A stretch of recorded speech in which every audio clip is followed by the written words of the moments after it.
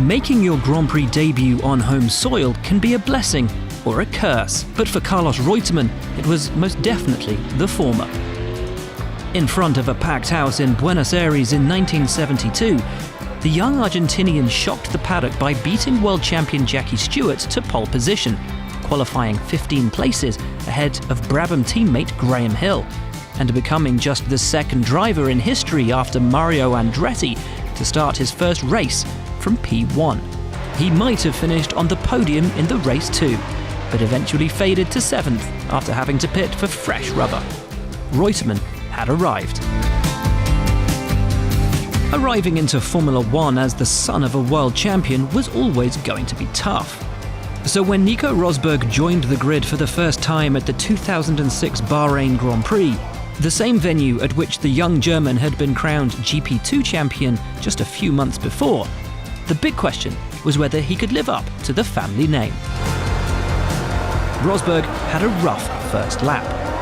Williams was spinning back there, I think it was, in the distance. Touching with BMW Sauber's Nick Heidfeld, he sustained damage and had to pit for a new front wing.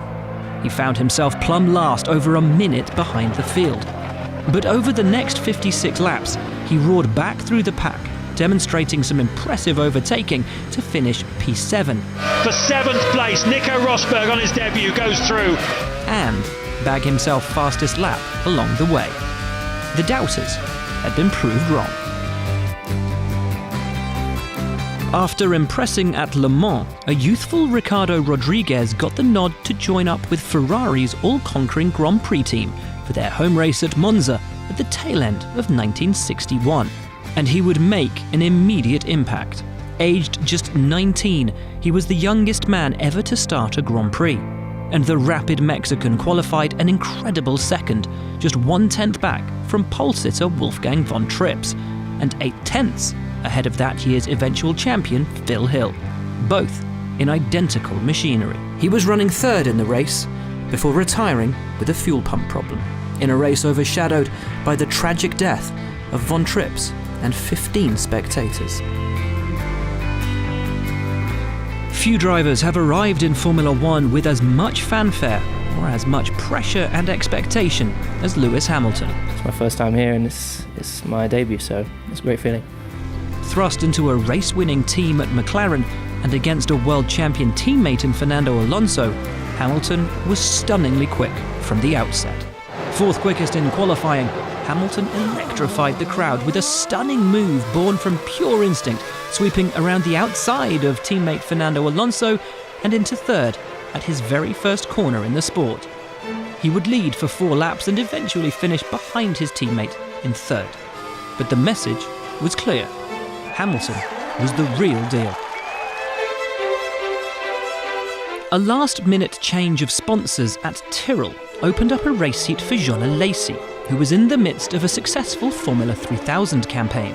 The French-Sicilian driver was brought into a home race at Circuit Paul Ricard in 1989, without the luxury of any time to prepare.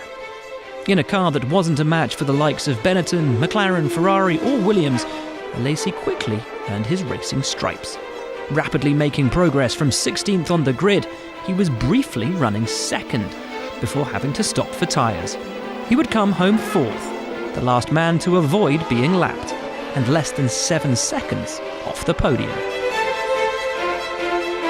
McLaren sprang a surprise ahead of the 2014 season when they announced Kevin Magnussen's arrival as a replacement for Sergio Perez. The Dane, a long-term McLaren protégé and Formula Renault 3.5 champion, silenced any doubters in style. It's lights out, and away we go. It's a really good start by Lewis Hamilton. It's a good start by Magnussen, who's gone across the Ferrari. How did they not touch? Magnussen started 4th, with his teammate Jenson Button down in 10th. He ran in the top 3 for most of the race, finishing just 2 seconds shy of Daniel Ricciardo in the fight for 2nd. This is as close as Magnussen has been to Ricciardo in a long, long while. But the good news didn't stop there. Ricciardo's car was subsequently excluded for breaching fuel consumption rules, promoting Magnussen to a heady 2nd place. Officially, no Australian has ever made it to the podium on home soil, although Mark Webber did receive a deserved curtain call on the Melbourne rostrum in 2002, after a stellar maiden outing for perennial backmarkers Minardi. In a race of attrition, he started 18th, but only 8 of the 22 starters took the flag, with Webber finishing a fine 5th after bullishly holding off the challenge of Mika Salo's faster Toyota in the closing stages. A fairy tale for the home hero. My first race, my home race, first race for the team, and long time since Minardi's got some points as well, so it was very timely to start the season like that. 3 years after a chance meeting with Colin Chapman, Mario Andretti would make his debut for his legendary Lotus team on home soil at Watkins Glen. It was worth the wait. The American, who had entered but not started the Grand Prix in Italy several weeks earlier, stunned the paddock by capturing pole position, the first man to achieve the feat on debut. He was demoted to second by championship contender Jackie Stewart on the first lap of the race, but stayed there until unravelling bodywork and finally clutch failure brought his race to a premature and unfitting conclusion. The son of the iconic Gilles Villeneuve and reigning Champ Car champion, Jacques Villeneuve appeared to have it all, and he did everything right on his F1 debut in 1996, sealing pole at the first attempt in front of Williams teammate Damon Hill. Formula One Grand Prix start takes the lead from Damon Hill, and Eddie Irvine passes Michael Schumacher. Leading for much of the race, the pair had a tremendous scrap, but an oil leak forced Villeneuve to slow and cede the lead, leaving him second at the flag, but already a champion in waiting. After suffering devastating injuries to his feet and legs in a terrifying Formula 3000 crash at Brands Hatch in 1988, it was nothing short of a miracle that Johnny Herbert was able to walk again, let alone race, which makes his Formula 1 debut less than 6 months later all the more remarkable.